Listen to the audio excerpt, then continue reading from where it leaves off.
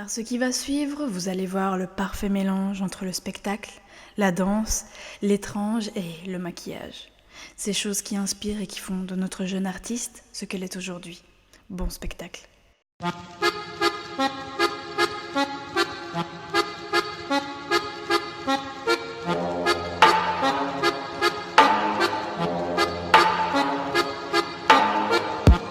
Round and round like a horse on a carousel we go.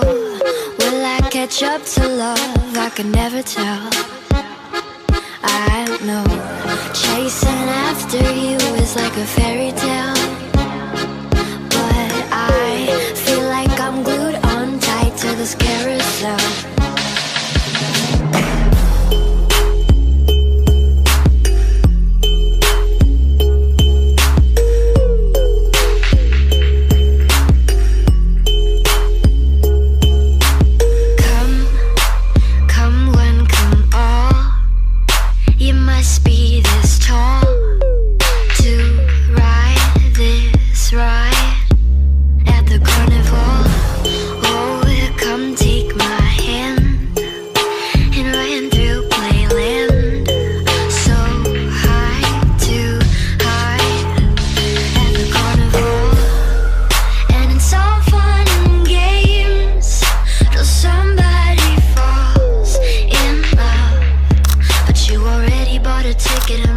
Turning back now, round and round like a horse on a carousel. We go.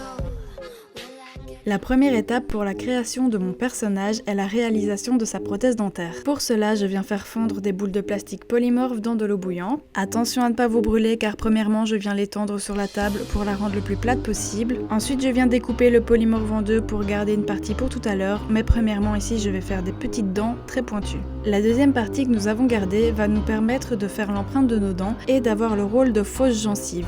Il faut placer le produit devant et derrière nos dents et attendre que ça sèche avant de l'enlever. Ensuite, avant que ce soit totalement durci, je viens couper les morceaux qui seraient de trop et qui pourraient me gêner dans ma bouche.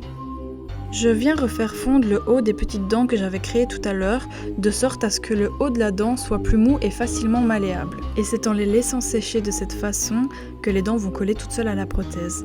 Pour la coloration, je viens prendre des fards à alcool.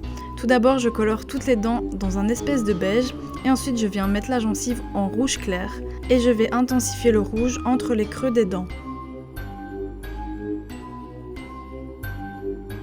Je passe ensuite une couche de jaune sur les dents pour les salir et ensuite une couche de noir entre les dents pour créer l'illusion de creux, mais également de saleté. La première étape va être de venir appliquer du silicone sur mes joues, comme pour faire le sourire de l'ange. Il faut essayer de bien lisser les bords pour que ça se fonde à la peau. Mon silicone met plus ou moins 1 heure à sécher. Quand il n'était pas totalement sec, je suis venue faire des entailles dans mes joues pour faire comme si ma bouche avait été déchirée. Ensuite, je suis venue poudrer le silicone car il a tendance à briller quand il est sec. Passons maintenant à l'étape du maquillage. Premièrement, je suis venue appliquer sur tout mon visage la nouvelle base de chez NYX. Évidemment, je n'en ai pas mis sur le silicone. J'ai ensuite appliqué un anti-cerne sur mes cernes, à l'arête de mon nez et sur mes imperfections. Je suis venue ajouter sur ces mêmes zones une touche de blanc pour donner un coup d'éclat. Et pour finir, je suis venue estomper le tout avec un pinceau boule. Ensuite, je viens appliquer le fond de teint Total Control de chez NYX en teinte pâle parce qu'en fait, je trouvais que mon teint n'était pas justement assez pâle. Donc je vais en mettre partout, même un petit peu sur le silicone. Et pour finir, je viens poudrer mon teint. Ici, je viens refaire la forme de mon sourcil en un peu plus gros avec un fard rouge. Je vais également rendre pointu les extrémités de mes sourcils en estompant les bords avec le fard. Je vais refaire le même de l'autre côté, mais ce sourcil-là sera un peu moins estompé. Le fait de faire cette forme de sourcil donne un air assez théâtral. Ensuite, je viens marquer avec un fard orange les arêtes de mon nez. Ce trait orange, je vais le faire continuer au-dessus de mon pli palpébral, ou plus communément appelé le creux de paupière. Je viens aussi marquer le côté de mes narines. Ensuite, avec un fard rouge, je viens faire un espèce de triangle très fin au-dessus de mon sourcil. Et ensuite, je viens relier le coin externe de mon œil au trait orange qu'on a fait tout à l'heure avec la même couleur. Ensuite, je viens remplir l'entièreté de mon œil avec un fard orange, avec un pinceau plat. Avec un petit pinceau boule et un fard rouge, je viens intensifier une première fois le coin externe de mon œil et je viens placer du rouge tout au long de mon creux de paupière. J'intensifie une deuxième fois mon coin externe avec un rouge un peu plus foncé. J'utilise le jaune de la palette Ultimate sur mon arcade sourcilière et ensuite je viens me faire un semi-cut crease avec 2 bases blanches, une de chez NYX et une autre d'une autre marque. Ensuite, j'utilise le jaune de la palette Love You So Much Electric Pastel en tant qu'highlighter.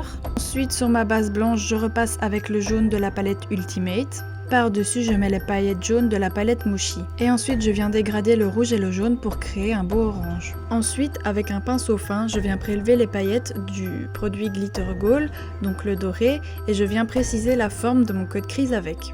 J'applique du jumbo blanc dans ma muqueuse inférieure. Ensuite, je viens tracer la forme de mes sourcils à l'aide d'un pinceau biseauté et du liquide Suède Alien. Et par contre, désolé, j'ai oublié de filmer le plan du produit. Je n'oublie pas de me tracer quelques faux poils en tête de mon sourcil. Et je viens réutiliser les paillettes dorées sur mon arcade sourcilière. Ensuite, je viens travailler mon ras de cils inférieur en mettant du jaune sur toute la longueur, du orange jusqu'à la moitié et du rouge uniquement sur le coin externe. Ensuite, je viens me tracer un trait de liner assez fin et long. Et ensuite, avec un fard à l'eau noire, je vais faire un premier petit trait et une petite crawl. Je viens ensuite tracer une ligne noire dans le triangle rouge qu'on avait fait au début.